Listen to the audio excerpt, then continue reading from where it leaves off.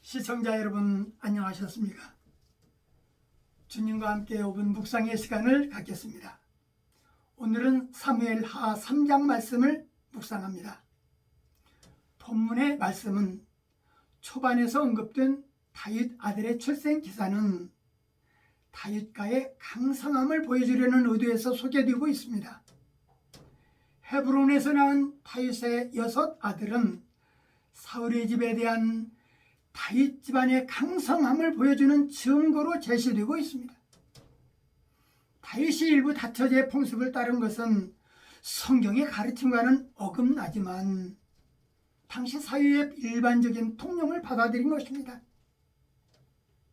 그 시대의 수준이 그만큼 낮았다는 것을 알 수 있습니다. 그러나 신약의 목회 서신은 감독이나 집사는 한 아내의 남편이어야 한다고 말씀했습니다. 한편 다윗패와 사울패로 나눠진 이스라엘이 전쟁의 소용돌이에 휩싸여 있었던 때에 사울의 아들 이스보셋 편의 군대 장관 아브넬이 사울의 첩을 통관하는 사태가 벌어졌습니다. 정치인은 여자와 돈을 조심하라고 했는데 고대에도 여자 때문에 패가 망신한 정치인들이 있었나 봅니다. 이에 격분한 사울의 아들 이스보셋이 이것을 문제 삼아 아브넬을 책망하자 아브넬이 반기를 들고 다윗에게 찾아가서 당신이 이스라엘 왕이 되어달라고 부탁을 하면서 다윗 편으로 전향하고 자신의 주군을 배반한 것입니다. 이에 다윗은 첫 아내였던 사울의 딸 미가를 자신에게 데려다 준다면 그렇게 하겠노라고 약속을 합니다. 아브넬은 점차 북쪽 세력이 약해져 가며 다윗에 의해서 통일국가가 이룩됨을 보고 다윗에게로 가겠다고 했고 아브넬은 기회주의자같이 그렇게 행동했던 것입니다.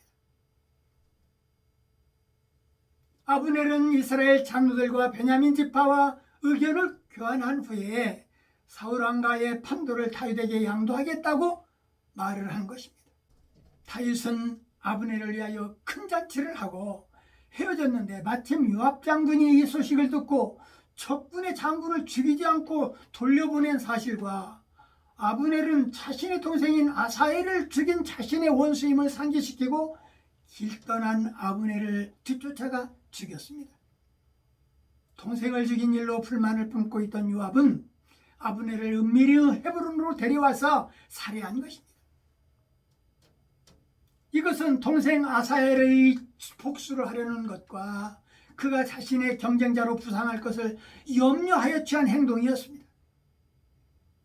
다윗은 아브넬을 죽은 사건으로 통치가 어렵게 될 것을 생각하고 분명히 자신의 태도를 밝혔는데 백성들은 다윗의 행동을 보면서 비로소 그가 아브넬을 죽이지 않았다고 생각했습니다. 그들은 다윗이 불의한 방법으로 이스라엘에 대한 권세를 얻으려는 욕심을 갖지 않았음을 그때 알 수 있었습니다. 다윗 편은 점점 강성해지는 반면 사울 편은 점점 몰락해가는 부분을 또 조명하고 있습니다. 본문 말씀을 묵상하면서 인생의 죽음은 어느 순간에 찾아오는지 예측할 수 없다는 것을 우리에게 또 보여주고 있습니다.